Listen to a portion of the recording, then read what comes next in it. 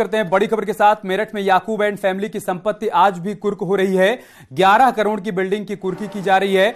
कल 9 करोड़ की जमीन कुर्क की गई थी। याकूब की पत्नी की संपत्ति कुर्क हुई थी।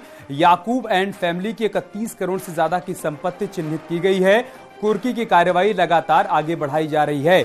कल हमने आपको तस्वीरें दिखाई थी जब याकूब की पत्नी की 9 करोड़ की संपत्ति कुर्क की गई थी और आज एक बार फिर से कुर्की की कार्रवाई यहां पर की जा रही है। 11 करोड़ की संपत्ति कुर्क हो रही है। तो लगातार शिकंजा कसता जा रहा है याकूब एंड फैमिली पर। अब तक कुल मिलाकर 31 करोड़ की संपत्ति चिन्हित की जा चुकी है जिन्हें कुर्क किया जाना है।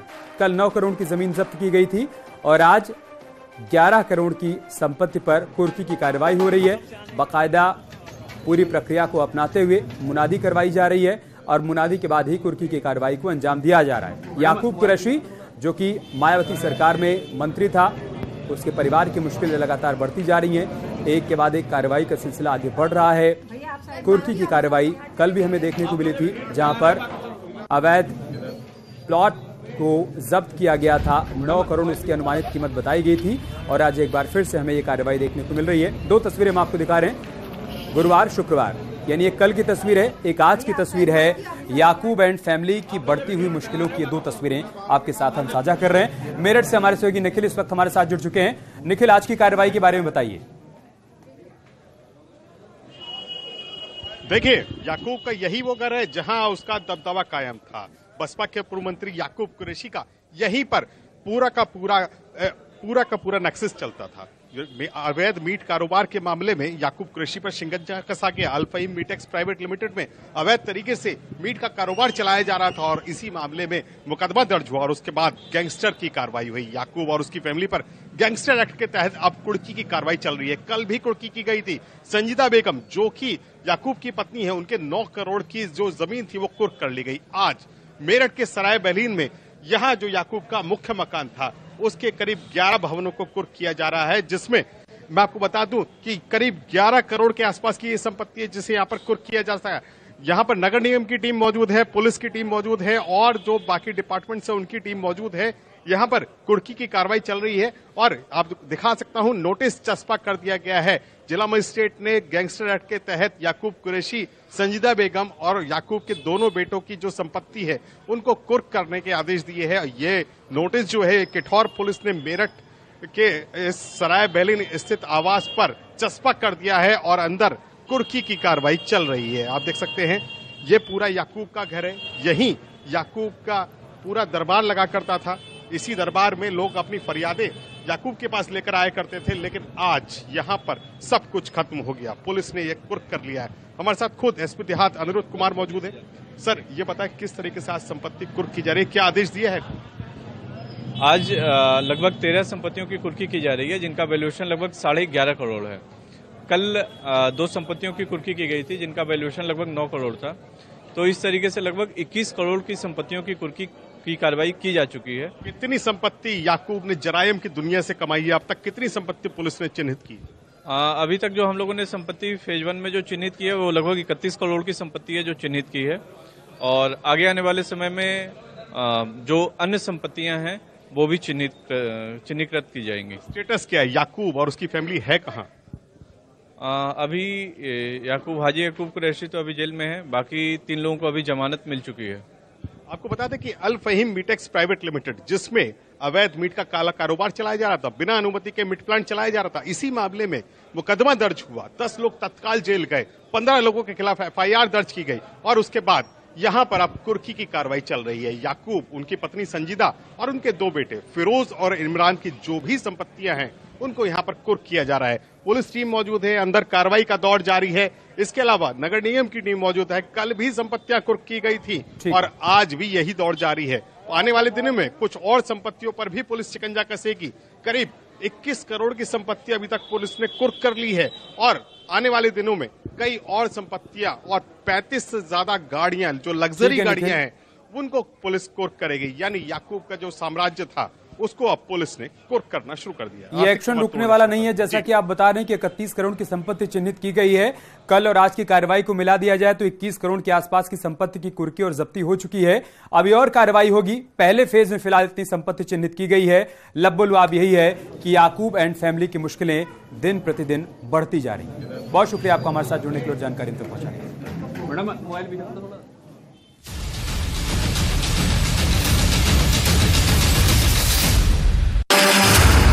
मिट्टी में मिलाने का काम उनका हमारी सरकार करेगी। इकबाल को बनाए रखना है। योगी राज का 6 साल, माफियाओं का काल।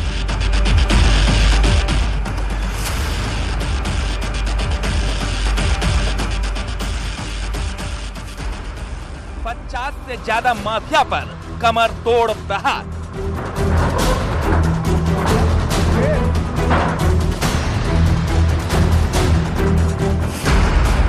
करीब 8,648 करोड़ की संपत्ति कुर्क। संपत्ति अर्जित की गई थी।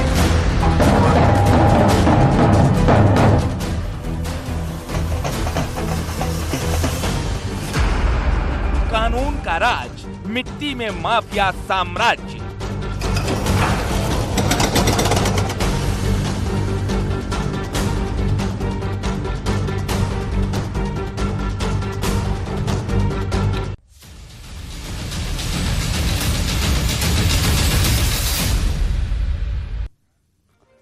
तो जीरो टॉलरेंस की नीति के साथ 2022 में दोबारा सत्ता में आई योगी सरकार माफियाओं के खिलाफ ताबड़तोड़ कार्रवाई में जुटी हुई है। बड़े से बड़ा माफिया और डॉन आज सलाखों के पीछे है। बड़े बड़े गैंगस्टर की काली कमाई को जब्त किया जा रहा है। कुर्की का एक्शन और बाबा का बुलडोजर जबरदस्त प्रहार कर रहा है। 6 साल से माफियाओं को कैसे मिट्टी में मिलाया जा रहा है, एक रिपोर्ट के जरिए आपको दिखाते हैं। मिट्टी में मिला देंगे सरकार किसकी है?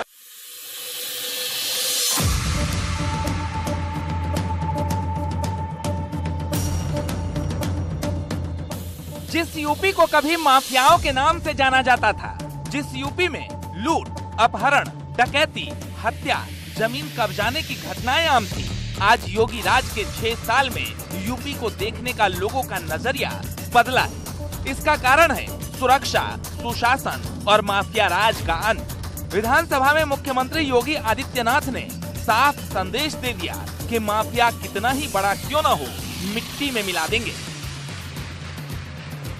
और फिर मैं कह देता हूं, इसी हाउस में कह रहा हूं, इस माफिया को मिट्टी में मिला देंगे। सरकार किसकी है? सरकार किसकी है? गफलत में हो, जितने माफिया हैं, इनको मिट्टी में मिलाने का काम करेंगे। अपराधी आप क्या हैं? अपराधी दूर कर, अपराधी आप क्या हैं? ये चीजें नहीं हो सकती। दरअसल योगी सरकार के 6 साल में यूपी में माफियाओं पर ताबड़तोड़ कार्रवाई की गई है। काले कारनामों से बनाए गए माफियाओं के अवैध साम्राज्य को बाबा बुलडोजर से जमींदोज किया गया है, जिसमें सबसे पहला नाम है माफिया अतीक अहमद का, जो इस वक्त साबरमती जेल में बंद है। 150 से ज्यादा मामलों में जेल में बंद माफिया अतीक और उसके गुर्गों की 1000 करोड़ से ज्यादा की संपत्ति कुर्क की गई है। दूसरा नाम मुख्तार अंसारी, पूर्वांचल का वो बाहुबली जिस पर 50 से ज्यादा केस दर्ज हैं, जिसे पकड़ने से कभी पुलिस कतराती थी, लेकिन राज बदला तो इस माफिया के पुर्जे ढीले हो गए। पुलिस ने कमरतोड़ कार्रवाई की। मुख्तार और उससे जुड़े माफियाओं की 500 करोड़ से ज्यादा की संपत्ति कुर्क कर ली गई। भूमाफिया यशपाल तोमर मेरठ और पश्चिमी यूपी से लेकर कई राज्यों में इस पर केस दर्ज है और इस वक्त हरिद्वार जेल में बंद है। लेकिन योगी सरकार का हंटर चला तो यशपाल तोमर के कई अवैध ठिकानों पर कार्रवाई हुई। करीब 250 करोड़ से ज्यादा की संपत्ति कुर्क की गई। आजमगढ़ जेल में बंद D11 गैंग का माफिया ध्रुव सिंह उर्फ कुंटू सिंह, जिस पर ताबड़तोड़ कार्रवाई हुई, करीब 25 करोड़ की संपत्ति कुर्क की गई। सुंदर भाटी कुख्यात माफिया जो इस वक्त सोनभद्र जेल में बंद है, उसके कई ठिकानों पर कार्रवाई हुई। गैंग के साथ उसकी करीब 20 करोड़ की संपत्ति कुर्क की गई।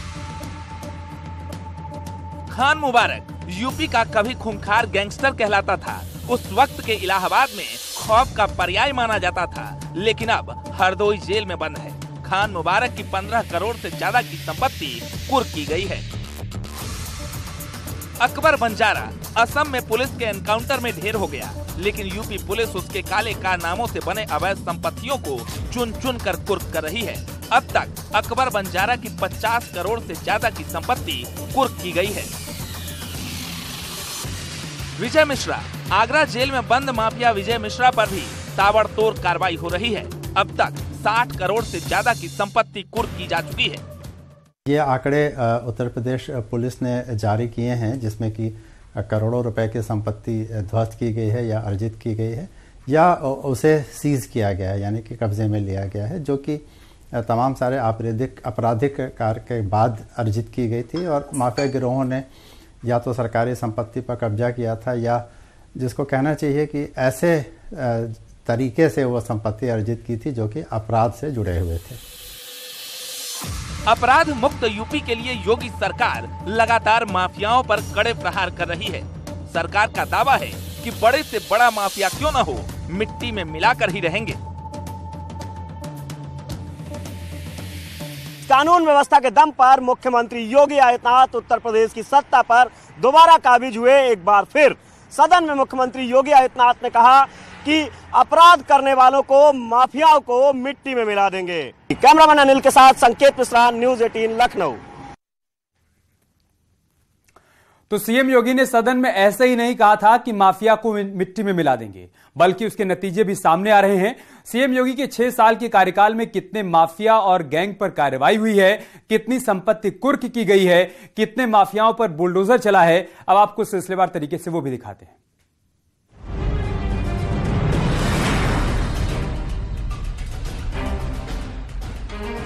योगी राज में जीरो टॉलरेंस। मुख्यमंत्री का संदेश साफ है, निर्दोष को छेड़ेंगे नहीं और अपराधियों को छोड़ेंगे नहीं। अपराधी कोई भी हो, कानून के साथ खिलवाड़ करने वाला व्यक्ति कोई भी क्यों ना हो, कितना भी बड़ा क्यों ना हो, उसके साथ जीरो टॉलरेंस की नीति के तहत उसे कानून के कड़वे में खड़ा करके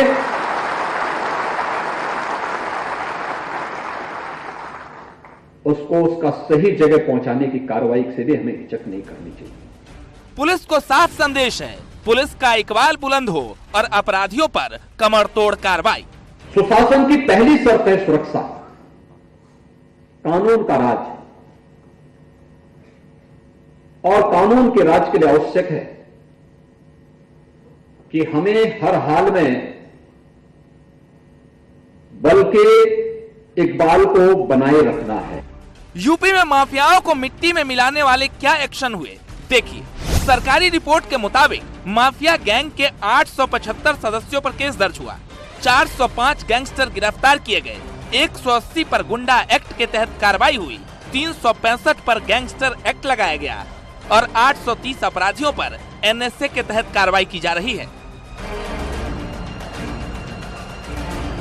चाहे वो गाजीपुर, मऊ हो, गोरखपुर हो, प्रयागराज हो, लखनऊ के आसपास हो, पश्चिमी उत्तर प्रदेश में मेरठ, बुलंदशहर जैसी जगहें हों, और कैराना, मेरठ, इस तरह की जगहों में तमाम सारे माफिया गिरोहों के खिलाफ कार्रवाई हुई है। योगी आदित्यनाथ खुद भी इसमें एक पर्सनली विश्वास करते हैं कि कम से कम उत्तर प्रदेश की छवि सुधारने के लिए जो पहला काम किया जाना चाहिए वो ये कि संगठित अपराध के गिरोहों को तोड़ा जाना चाहिए। प्रदेश में अपराधियों पर अंकुश के लिए ऑपरेशन लंगड़ा के तहत भी कार्रवाई हुई। 6 साल में एनकाउंटर में 169 दुर्दांत अपराधी ढेर हुए, 4687 अपराधी घायल हुए, 15,043 इनामी बदमाश अरेस्ट किए गए। 2017 में यूपी की सत्ता संभालने के साथ ही योगी आदित्यनाथ ने अपराध और अपराधियों के सफाई को सरकार की सबसे बड़ी प्राथमिकता बना लिया। ऑर्गेनाइज्ड क्राइम को खत्म करने के लिए डायरेक्ट एक्शन की शुरुआत हुई और प्रदेश में शुरू हुए हाफ और फुल एनकाउंटर्स। 2017 से अब तक 169 अपराधी एनकाउंटर्स में मारे गए, तो वहीं 13 पुलिसकर्मी भी इन एनकाउंटर्स में शहीद हुए। इतना ही नहीं, सरकार के आंकड़ों के मुताबिक गैंगस्टर एक्ट में 8,648.5 करोड़ की संपत्ति कुर्क की गई। अन्य माफियाओं की 2,528 करोड़ की संपत्ति कुर्क हुई। 12 माफियाओं पर बुलडोजर चले, जिसमें 166 करोड़ की संपत्ति जब्त की गई। आतंक और अपराध के दम पर आर्थिक मजबूती हासिल कर चुके माफियाओं और गैंगस्टर के खिलाफ जब्तीकरण की कार्रवाई शुरू हो गई। गैंगस्टर एक्ट की धारा 14(1) के तहत संपत्तियों को जब्त करना शुरू कर दिया, तो वहीं अवैध रूप से सरकारी और निजी जमीनों पर कब्जों को छुड़वाया गया और अवैध निर्माणों को ध्वस्त किया गया।